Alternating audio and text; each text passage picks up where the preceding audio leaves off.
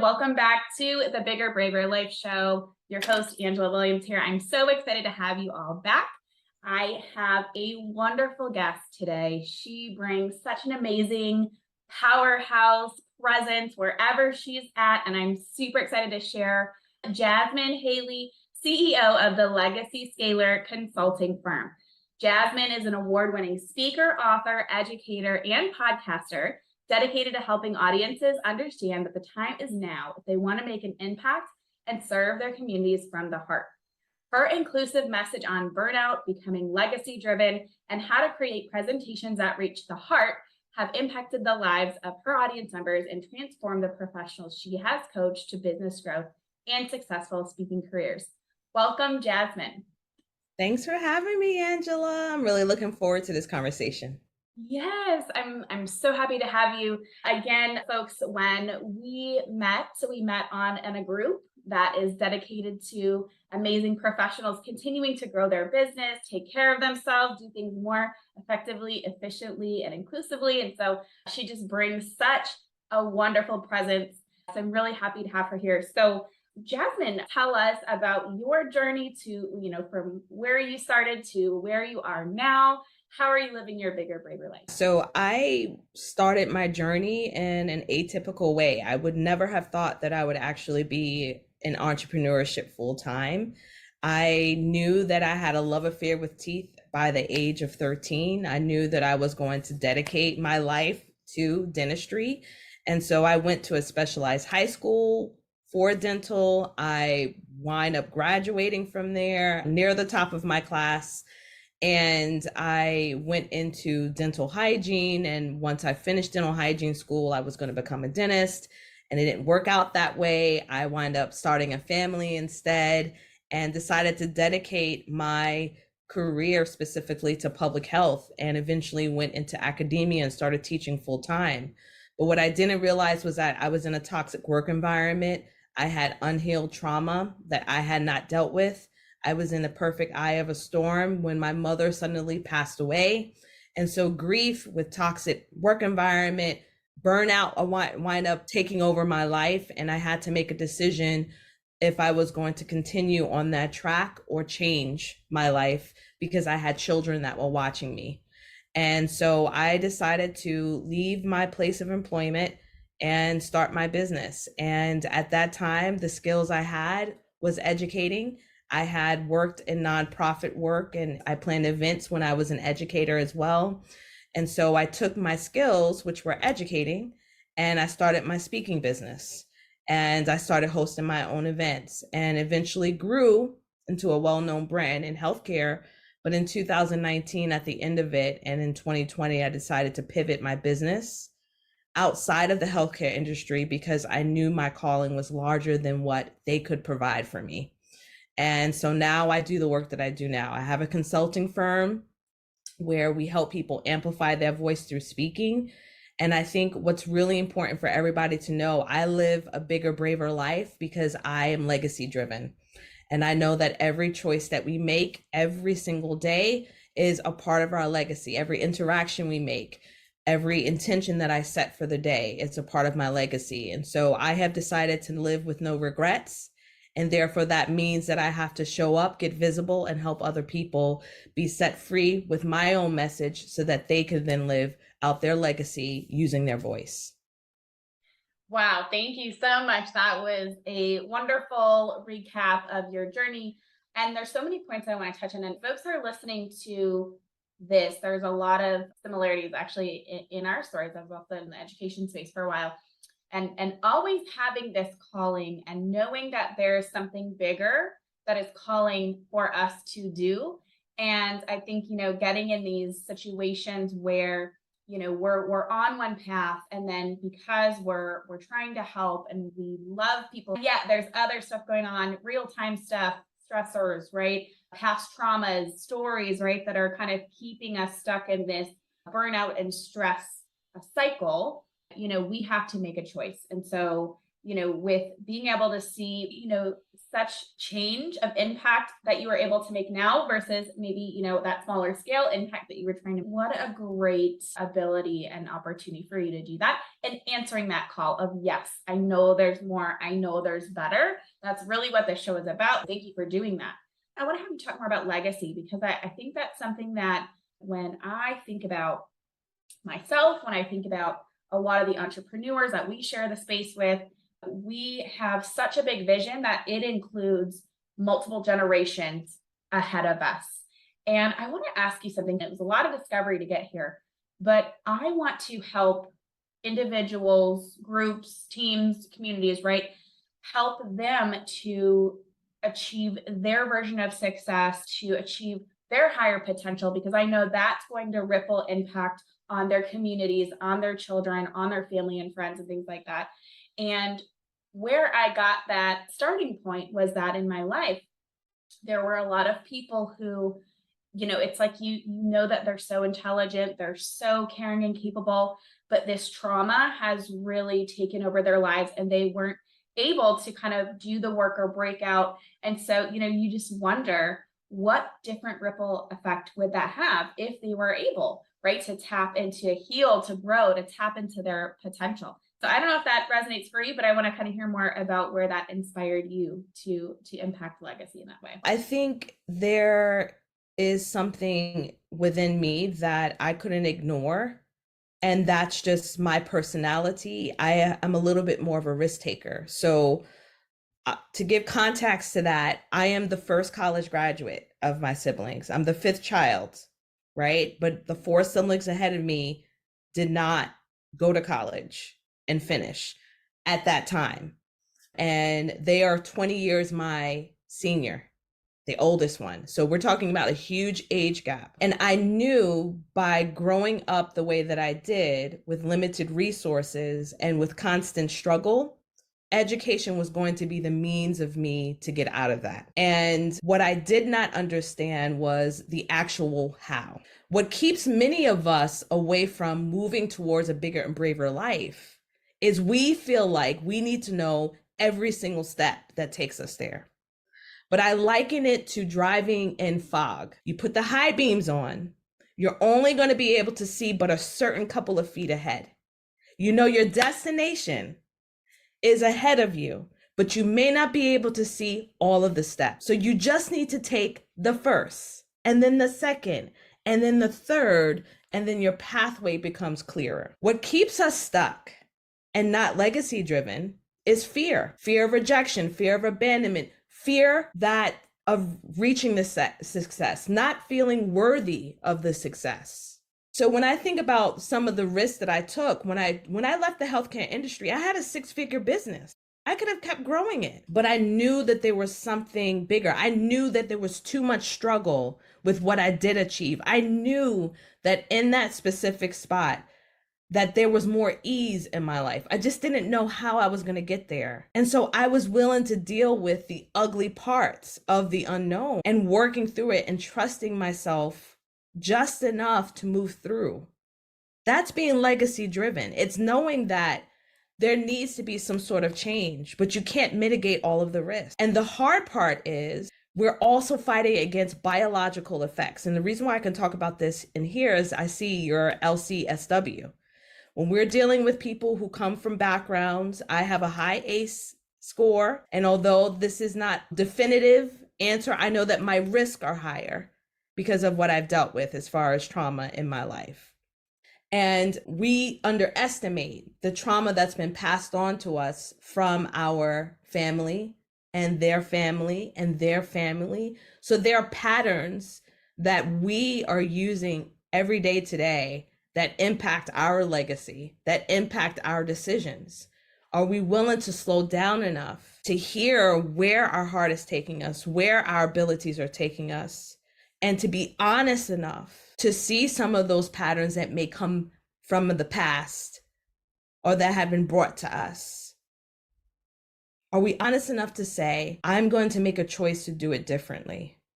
No matter how hard it is or how scary it's going to be. That was the choice I made.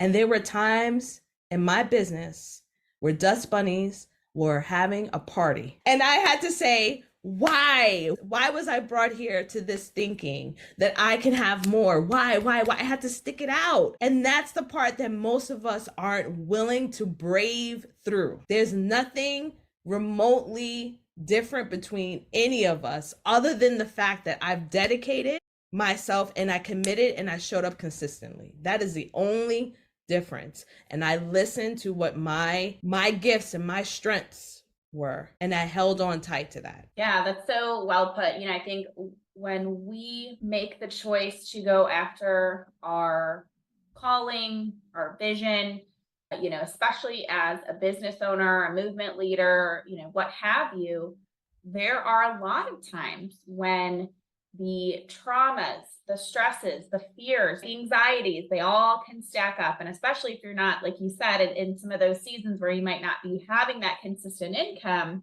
that causes folks to say, what am I doing here?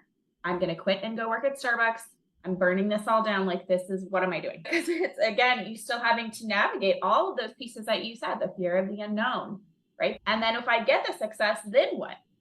Or if I fail, am I going to be rejected? So, and I think, knowing that you have stuff from the past or traumas can really contribute how we show up, if we're showing up consistently, if we're choosing the more expansive choice than the more safe choice.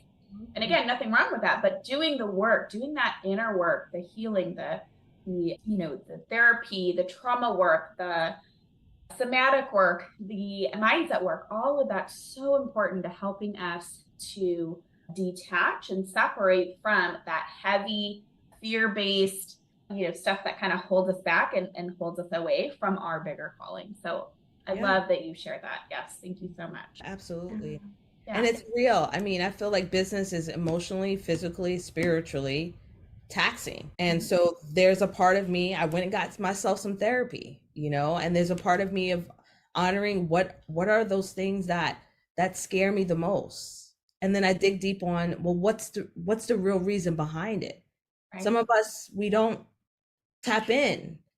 And our identity is associated with how much money is coming in and things of that. And so we beat ourselves up on these things that really aren't of true importance to why maybe your business may not be moving in the direction that you're going, Right. So I think there is a part of us that needs to just pause for a moment and really think about, like, what do I really want? What do I desire? Am I aligned to that? Am I doing the work necessary to kind of move through the ugly spaces of it? And guess what? Yes, if dust bunnies are running up in my account, I'm going to go get a job and not feel ashamed about it, so I can have a little bit of capital to work with. Most of us have done that. I've done that. So I think that needed to be done in order for me to get to where I'm at now. Yeah. And giving ourselves permission. I think, the dollar amount coming in, obviously we're trying to run a business and not have a hobby, right? That's costing us money. And we really want, that money to come in. But I think as you are on this path to being an entrepreneur, to leading something bigger, there's so much growth that needs to happen during the process that we forget to measure that as the wins, as the progress, as the seeds that are being planted for the next step, where the cash inflow is going to come in. I mean, I can't even remark how many wild phases of growth and change and learning that have occurred even in my own business journey. I have a therapy practice, and then I have a coaching practice, and I always talk to other folks who are therapists turned coaches because it's so interesting. The therapy space is, we've got well-oiled inroads. We've got, a lot of tools and companies that are helping you get clients, and that can kind of help you, kind of roll the ball. But it's a little different in the coaching space. You have to kind of create your own inroads and do a little bit more of that legwork.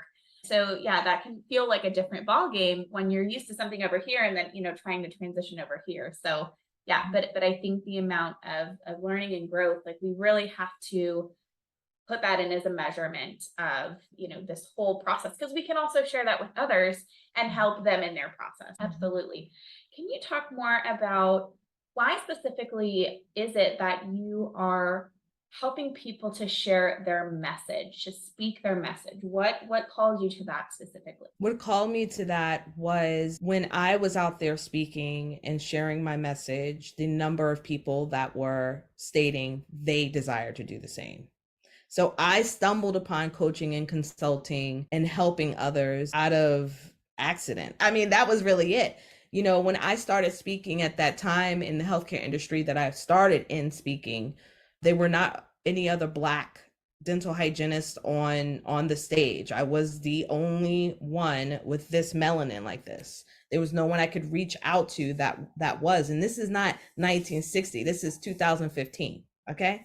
So, you know, whatever. That's an issue. Yes. But now it's not that way. And what I found was the number of people that were asking, like, how did you even make this happen? And really, I realized that through the course of kind of coaching people on the side, not really visible, how many people were stuck. I was meeting people that were in their 50s and 60s that could be my mother's age, that were saying how someone told them one bad thing 25, 30 years ago, and they were still having that lingering thought of going out there. And so one of the quotes that moved me to take action was about the richest place on earth being the graveyard. And when I noticed my mother's hopes and dreams, when I started learning about her after she passed away, when her things weren't fulfilled, I said, okay, there's a serious issue here, right? And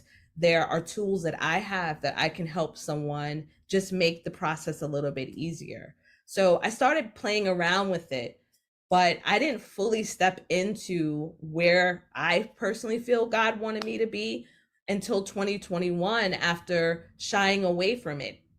The history is, when I first started getting a little bit into the consulting, I had one person give me a hard time about charging $500, giving them content from my speaking, right, that would have made them thousands of dollars. They didn't want to pay $500 for it. And I told myself the false story that no one will ever want to learn from a Black woman about speaking consulting. So when I left the dental industry, I tried to make a business that had nothing to do with speaking. This is wild, y'all. Okay. That's why the dust bunnies were working up in my bank account, because I wasn't aligned. And people would come to me for business help, and they would say things like, can you look at my speaker abstract? Can you help me with this speaking thing? And I'm like, I'm not doing that. But when I niche down to where it's always been, my business skyrocketed. So I share that story because some of us need to realize that, even myself and even you, sometimes we have to surrender to the false stories that are out there. There are people that are waiting to hear your story. There are people that are waiting to hear your message. And I truly believe that you can reach hearts and transform lives with the message you share. I would go to places all over, like people that didn't even look like me, that weren't from the same neighborhoods as me. And they would leave my programs crying their eyes out, you know, hugging me, thanking me for that, changing their careers, changing their life, changing their communities' lives. That's the power of our message. And when we are looking to make a deeper impact, we can do so by sharing our story, but also be well compensated for that. And that's the part that I find is missing for most women, most BIPOC individuals, people that are underrepresented. We don't know how to leverage our intellectual property, our voice, our brilliance. We give it away. We don't understand the value of that. And so what I do in the legacy consulting firm is to teach people how to use their voice, but most importantly, leverage their brilliance, where they can make generational changes by the amount of money that they can make through it.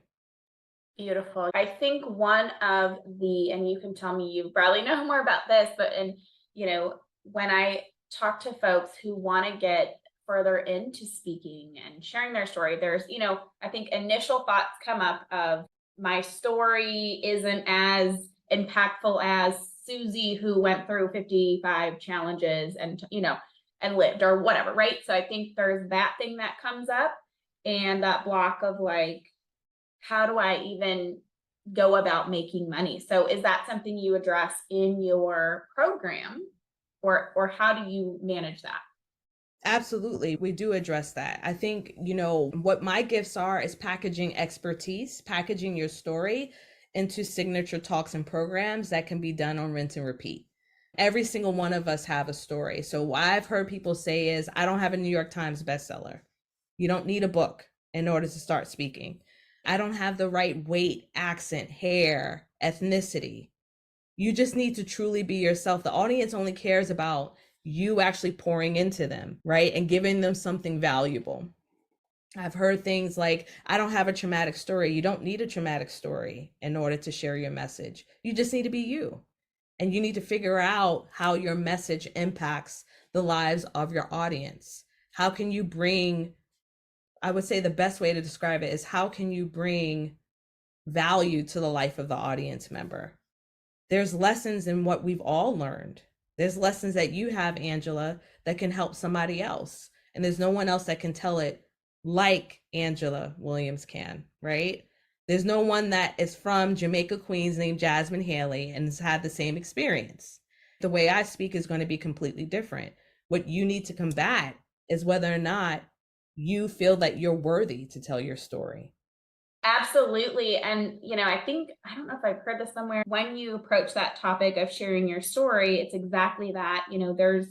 We're all like that individual snowflake with its very own pattern and its very own, way of feeling and thinking and addressing and approaching. So, yeah, I totally agree with that. And that's been an empowering thought process for me as I really became more visible in the online space to work with folks in the coaching arena. So that was something specifically in therapy. You're not supposed to be out here visible sharing your opinions and things like that, right? Like, you are neutral, you take that back seat. But I think when you have to overcome those stories and know that no matter what, somebody's going to learn something from you. And again, another reason why I wanted this podcast to be held in this way is that we can gain so much. Like, you just probably dropped like 10, I don't know, amazing gems one after another as you're just speaking through your life and what your journey was. So I just love that so much. Absolutely. And I think what keeps most of us away from actually being profitable in it is I feel that speaking is an art. I feel that it is a craft that we have to take seriously. And at some point in time, doing speaking here and there, it is great. It serves its purpose. But then we need to get serious about, if I really want to make this a part of my business or brand, what systems and structure am I creating for it?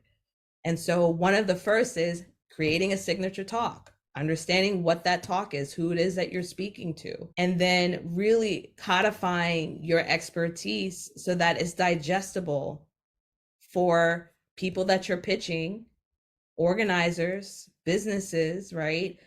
And for your audience. You're not going to get called back if you don't know how to simplify your message. You're not going to get called back if you're talking about any and every topic either. Right? So there's a part where you need to start taking it seriously. But most people feel speaking is a luxury. And what they don't realize is that it's not, it's a necessity. If we can't talk about our business, our message in an effective way, in a concise manner. I had a client who spoke about her work in 15 minutes. 15 minutes.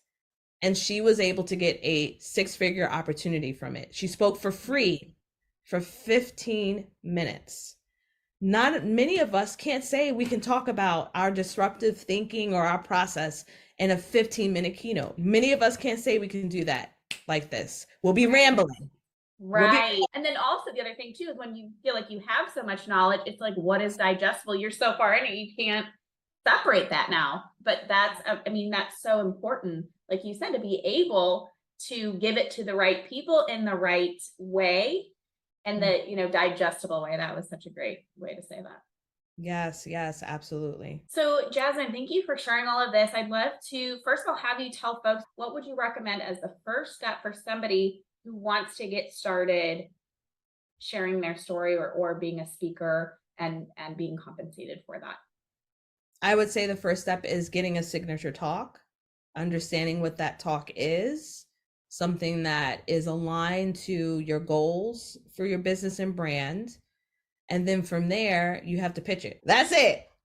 Get that talk and then pitch it. Yeah, and I think that's a great segue into, you sharing how you help your clients, and if folks are interested in working with you, how might they go about that? Yeah, so we use a framework called the Legacy Scaler Framework, where people want to scale their legacy through the power of their voice. And we help them with building their confidence. We help them with curating a strong business foundation. So we will help you learn how to package your expertise into talks, but most importantly, how to leverage your IP, your intellectual property, to have speaking as your funnel and then be able to build out sustainable income where you don't even have to show up and you could be making money through your intellectual property. And then we teach them how to create the actual stage. How do you amplify your brand to improve your market value and secure more gigs that allow you to make more sustainable income in your business? So those are the three aspects in which we help them. We have a mastermind program that we all absolutely love. And we have another academy that we're building out to help people strengthen their speaking skills. That's amazing. I love it. And would you say that you have a particular type of clientele, or is it broader reaching? That's a great question. I believe my people who come in are change makers. Yeah. They're brilliant. Mm-hmm. They want to make a huge impact, and their finances of their business all range differently. We have professionals who have 9-to-5s and they're looking to build out a side income through speaking. We have people who are six-figure businesses, multi-six-figure businesses, seven-figure business owners. The foundation is they want to amplify their message and share their message. And that's where we can help them in doing so. Good. Yeah. I love, and again, more similarities with the work that we do, definitely. I love working with those business owners, those CEOs, those individuals who know that they have a larger calling, they have a message they want to share, they want to make that ripple impact on future generations, and they want to really build beyond just themselves. So I love that. I'm so happy that you were able to join us today. Thank you so much. And any final thoughts? That's it. Get out there and shake it, y'all. Let's go. I love it. I love it. Yes. All right, y'all, to make sure to subscribe and tune into the next episode. We'll catch you then. You're not here for surface level success. You're here to expand. Visit angelamarie.co, where you'll find retreats, private coaching, and resources to expand your capacity and lead with calm, clarity, and authority. If this conversation moved you, make sure to share it with a leader who's ready for more.